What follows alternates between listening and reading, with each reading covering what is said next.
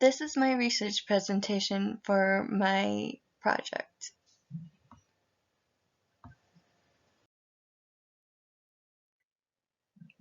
So the first book that I found is titled The Final Report to the Commissioner on the Conclusion of the Conference on Fair Use. This book it's got information on digital images, distance learning, educational media, electronic reserve systems, interlibrary loan and documentary delivery, and use of computer software in libraries. And it's all about how images, can be, and everything, can be legally used for in all these cases. So okay, if there's an image that needs to be used for education, or if there's or if if it's being used as an educational tool, or if something's used for record keeping and everything else. So it really it covers a lot of information about the legal uses of imagery, and I think that will be a really good source of information for me for my project, because my topic is about the rights to your image, and so and it's about more than just the it's about both the context and who took it. And I think that this will help with the area of okay, if your image is being used somewhere and what it's being used for, and this is good, and this will be good information for that. Okay, so the second book that I found is on museums, and it's titled Museums in a Digital Culture: How Art and Heritage Become Meaningful. And it's about digital museums and digital artwork in museums, and the importance of traditional art.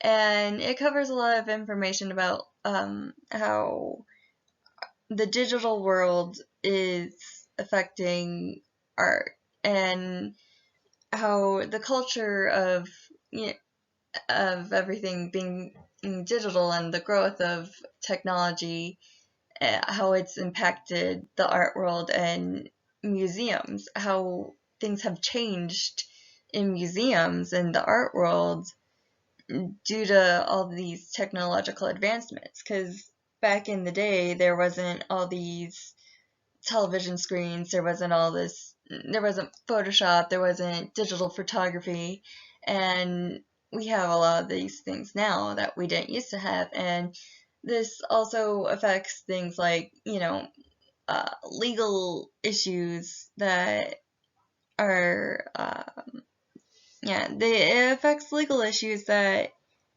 are around the who owns the rights to this image, who owns the rights to display it, and how it works and everything, and the archives and everything else. And this book could really come in handy with things like that. Okay, if I have an image, how is this going to affect, how is this image going to be displayed, and how who owns the rights to it? Because okay, this is my image, but the museum has it and everything, and they're the ones displaying it. So who really owns the right to this image exactly, And I think that this book will help cover the information that I am looking for. So book 3 is titled Media Law for Producers, and it has a ton of information, and it's got a lot of information that covers more than just art too, I believe. But and it's got information for video and photography and whatnot, but it's all about the legal ramifications of everything basically. And it's got stuff about copyright laws. It's got a checklist, a fair use checklist, and it's got a public domain, so it's got a lot of information about what you can legally use and how you can legally use other people's artwork in your artwork or for your artwork, and to how to, like, how does this work, So if you were to, like, use somebody else's artwork in your artwork, you have a way to really make it yours. It's basically like tells you that, hey, you can do this if you do it right. And it tells you how to do it right, basically. And it's got like a lot of good information there that could really work with my project. So the first journal that I chose was Fair Use is Legal Use, Copyright Negotiations and Strategies in the Fan-Vetting Community. And it's about fan-vetting, which is basically like a a well, it tells you about like what fan-vetting is, and it's digital artwork, and remixes and fan-made work, and it tells you about how that's legal and everything, and how you can make fan videos, like you can make remixes and whatnot of fan videos, and how it's legal. So like if you see a video on Instagram or TikTok or whatever, which is just like a collage of images of your favorite celebrity, and it's just all these weird moving images set to music or whatever, this is how it's legal. And that's basically what this is all about. Okay, so Journal 2 is Defining Fair Use in Visual Art Research Sources and Strategies. And it's about appropriation art, image archives, digital art, and laws and ethics. So it tells you about like all the same information basically, but it tells you about like, okay, how there's appropriation art, so it's kind of like, I think that's kind of more like about like ready-mades, or like how to appropriate art and make it yours, how to make things, your own thing, and and image archives and things, and it's about digital art, obviously, and it's about like the laws and ethics of it too, because like, and ethics are important as well as the laws. So it's like you can legally do this. This can be legally okay, but that doesn't necessarily mean it's like very ethical. So like, okay, you still have that conscience, and you gotta take care of that too. So I could actually probably have done 3 artists, which I really should have done, but I picked 2, and this is the first of the 2, which is Gina Beavers. And she takes screenshots, edits them, and then paints over them. And she just like layers on all this acrylic paint and whatnot after, distorting the images in Photoshop. And they're like screenshots of like these like grids or whatever, like they're screenshots of social media. She got the inspiration from when she got her first iPhone. She got like an iPhone or whatever, and she got on social media, and she was just like super inspired by all this artwork that she's seen, and all this digital artwork. So there's of course like a lot of like food pictures and all this other stuff that that you always see online on social media and whatnot. And so she takes these images and she does that. And so like some of her images are like, okay, here's a guy who's also a cake or whatever. Like there's like a slice of cake coming out of this person, and it's like one of them, and it's just like piled on in acrylic that is like, oh, that's really cool surreal art, but it's actually just a photoshopped image from Instagram or whatever, and that she painted over. So it's kind of like tracing in a way, but like it's still kind of different. And so she's using other people's artwork in order to make her artwork.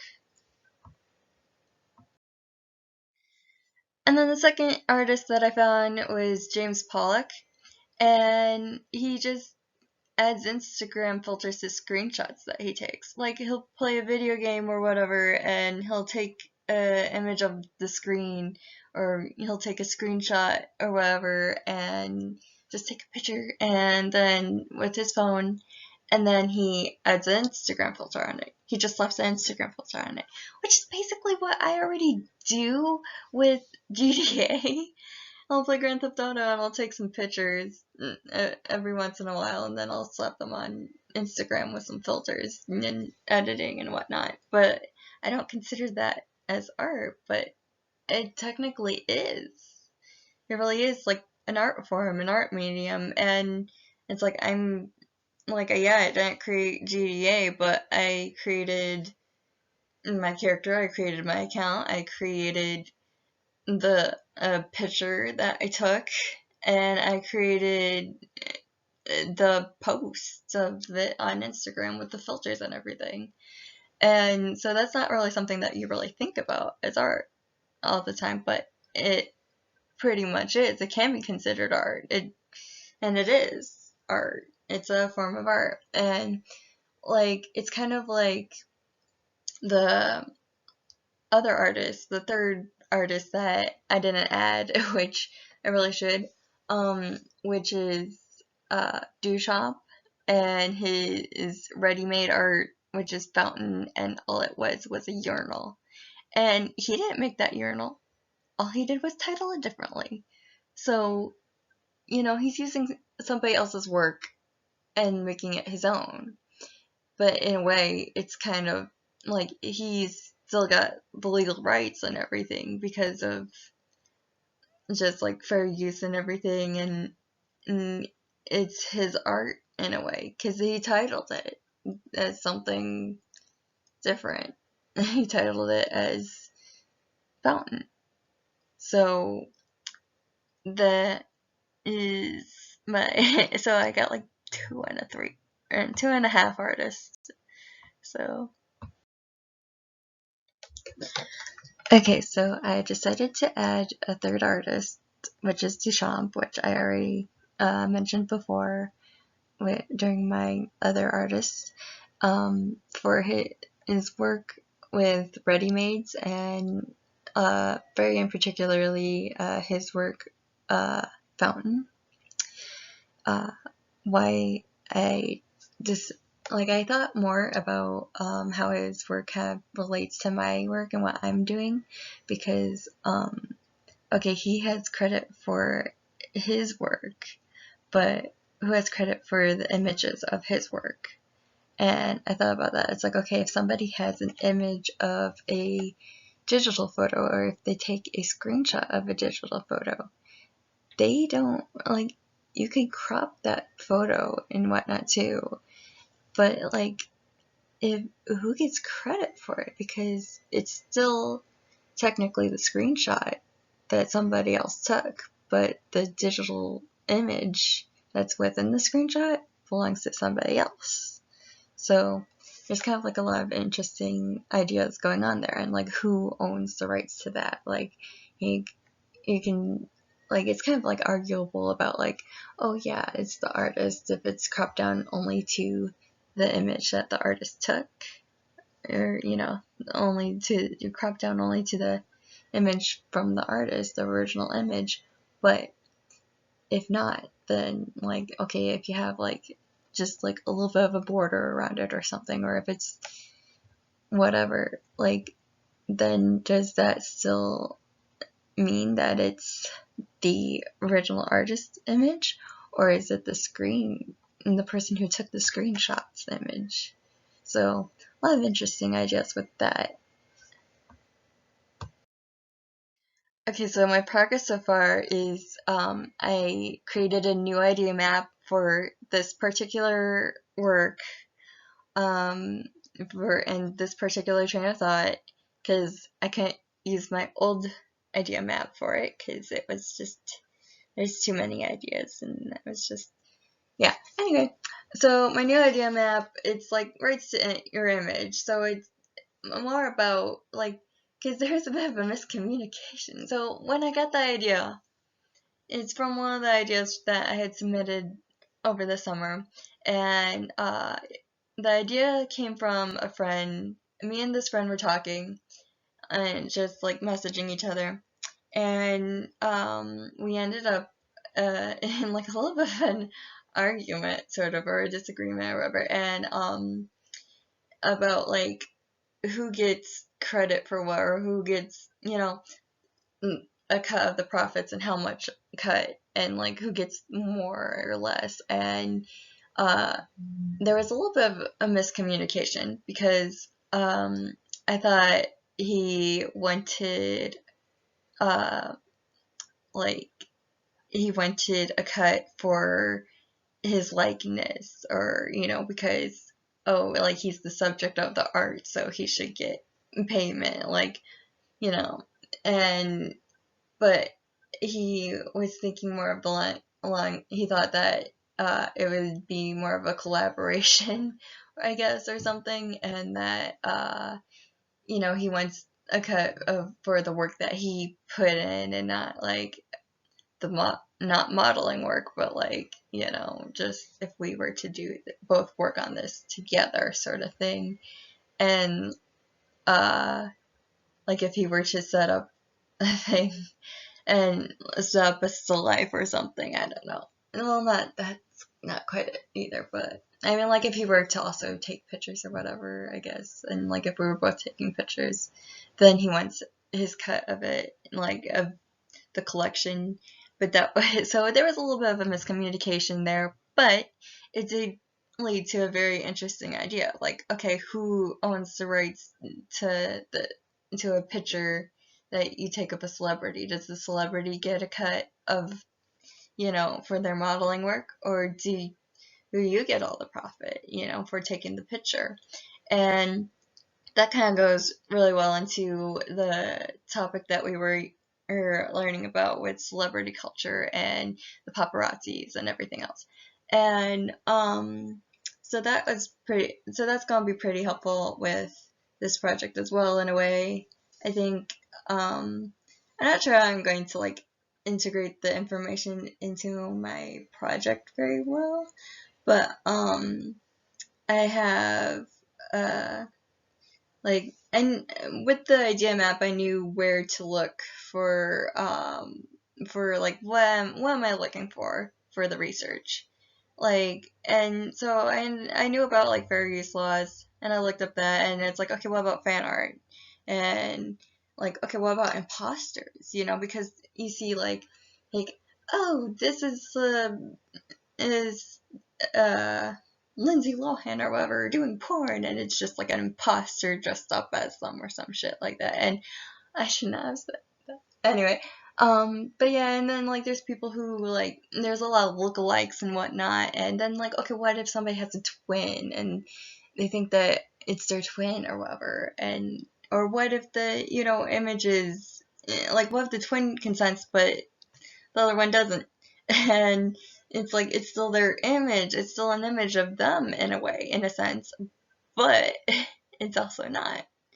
And it's hard to really know at times too, if they're identical twins, if they and whatnot. And then there's like everything else, and yeah, and then there's parodies, and there are ways how you can like legally parody somebody else's work, like if it has like social commentary on it or whatever. And that's how like Family Guy is able to use, well, Disney is like, oh, it's social commentary. And yeah, there's all sorts of things that this covers. So it's just kind of like a whole, it's got like a lot of different ideas that I can do. And then this is also my progress as well. And I like I got the inspiration. What I've already done is I asked my friend if I could use one of his images And he said, sure. So, like, I don't actually legally needed to do that, but I don't think, but according to Very Useless, but I did anyway, out of consideration for my friend. And who else better his picture to use but his? And I mean, I could do this to like a bunch of different people on Facebook. They're legally giving us the rights to use their images and whatnot, but it's like I actually asked for his permission, and like, yeah, that's his work, but it's also my work because I took the picture of the picture of the picture, because he took a picture of a picture, and that's why I'm using. And I just thought this image would be like perfect for what I'm using, because it's like he's got his hand up, like, oh, stop, don't use my image for, you know, for your image, but and I do have the okay to do that. And then I have all these scrap pieces of uh, of tracing paper that I plan on using for, like, I don't want to waste them, and I thought that they would be really interesting to use for art. So I am going to figure a way how to use tracing paper with this project, and I'm thinking I could like layer it and maybe even use some of the bigger pieces of tracing paper that I have left over still and use that, and just figure out different ways on how I can use this for with this project, and you do different layers, and this will look like really cool with like lighting and whatnot too. And then you can see like the different layers of the image with the tracing paper. Okay, so these images are some of the things that I did with the image. I printed out the picture of my laptop screen that I took of my friend's picture, and then I took some tracing paper, and I took some colored pencils and some glue, and I just started working on it and layering uh, different pieces of tracing paper on top of each other, and writing on it, and then gluing, and and so on and so on. And I he just kind of like started writing about like some of the things that uh, are very like relevant to what I'm trying to convey. And this is the image of where I left off on the piece. I'm not sure if there's anything more that I will add to this particular image, but I think I could do this with other pieces as well, and make it more of a collection. But and I know it's kind of hard to see what everything in the image says, but I will go over that in the next slide. So the point of the project, with it being about like what legal rights you have to your artwork and everything, and who can use your artwork for their artwork and everything, like I could technically use anyone's picture off of Instagram or Facebook or whatever social media that they posted it publicly on, and use it to create more like this. And I can make like a whole series like this, and I think that it might be stronger as a collective piece in a way. I'm not sure.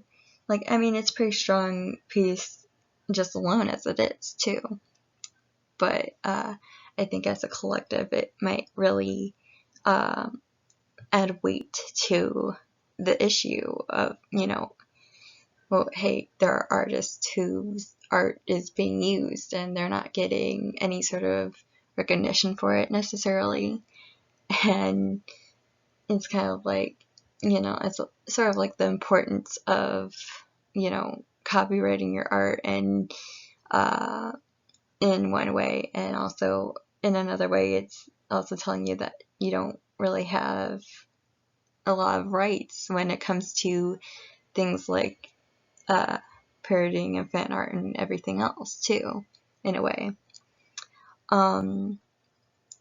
Yeah, and that's basically the whole message behind it is I can do this. I can use somebody else's art in order to create my own art. And it's legal, at least here anyway. On the layers underneath, like, I know it's really hard to read what it says. It's like I glued a whole bunch of layers over each other, and there's also a lot of parts that weren't glued or taped or anything too, but there's a lot of parts where it says things that I glued on top of it itself multiple times. I took this picture and I wrote that like at least 2 or 3 times on different strips of tracing paper and glued them on top of each other. And then I put "Who Owns You" on the top of the on the top layer over that, and then on another layer on top I put goodbye rights to my image, and it's like in between the hand and the cutout tracing paper hand. So he's kind of like waving goodbye to himself in a way. He's waving goodbye to his rights, to his image and to his artwork, and like in a sense like a part of him, because like I think art kind of like it'll sort of, you put a part of yourself into your artwork, and like I think that's what a lot of people do, and that's what helps make art great in a way, and why it's so hard to get rid of even your old drawings from when you were 5 or whatever. It's like, it's a part of me, I know, it's my baby, you know? So yeah, and yet you don't even have rights to it, and especially if you like put it on social media, then you have like anyone can use it, anyone can take it, and they can appropriate it for their own artwork. And that's like a thing too, that's part of the message. And then that's why I have the final layer on top in red. It says, "Dude, where's my cut?" And it's supposed to be like, you know, a play on words from like the title of that old movie, "Dude, Where's My Car?" Only it's like, hey, where's my cut of the profits? Where's my cut of the recognition? Where's my cut of the, you know, fame and fortune and everything, you know, and the credit. And that's basically what the whole inspiration of the piece came about, was that this person whose photo I appropriated, yeah, they wanted a cut for their own part of the work, and this is kind of like a collaborative project with him. But at the same time, I did all this on my own, aside from the pictures that he took and posted online. So I'm like collaborating with somebody who wasn't even, I could collaborate with people who don't even know, who aren't even aware of it. And that's another part of the issue too, and that's like another branch that was on my my idea web too for this. So, and it's like, I mean, in the project it also kind of credits him because I put "Hi, I'm James" on his hand, but that's another thing. Like, maybe I should have left that out, but I think that I kind of like how I did that, because it also gives him credit, and it's also saying, hey, this is whose artwork is being taken away, and it also helps with the ethical parts of fair use and whatnot, and the fair use checklist. It's like one of the items that's on there kind of is like, oh, if you credit the artist, it's not as bad and whatnot. But yeah, and then it's like why I wanted to use the tracing paper. Like, part of the reason was because like one of my ideas before I even knew I was going to switch which ideas I was using or the direction I was going was that I could use the tracing paper and use light, and you can see through the and you can use light to see through the tracing paper. And it was supposed to be like more of a sculpture, but like I couldn't figure out, it wasn't flowing that way. So I ended up it's more of like a two-dimensional sculpture sort of thing. But if you have a light source and you put it up behind there, you can see the image more of him more better, and it's kind of like better with the it's viewed a lot better as a whole that way. And you can also kind of like see that there's all this text that's layered on top of itself. I can't really get a picture of that though, because like I just didn't have the proper light source for it, because like my phone's camera doesn't work like that, and it's very well, it doesn't work well for that. And then I don't have any sort of light source that would be big enough for that, except for maybe the tracing pad that I have, but that broke. It broke before I even really started on this project, so that's unfortunate. And I could try and like hold it up to my room light or something, but I only have two hands, so I won't be able to photograph it really, and I don't have anyone who can help me with doing that. But it's a very interesting piece, and even without the backing light, it's still very interesting to view, and I hope that it's enjoyable. And I'll probably even add in another picture of what it I'll try and add more pictures of what it looks like at the end of this, and try and figure out the light issue. That is all. Okay, so I decided to add another image of it being held up to my light. It's kind of funny, my light bulb in my bedroom just went out last night, and the shade for it was cracked.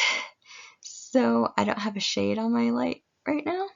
And so that's kind of like the perfect light source for this, incidentally. It's like, that was not planned.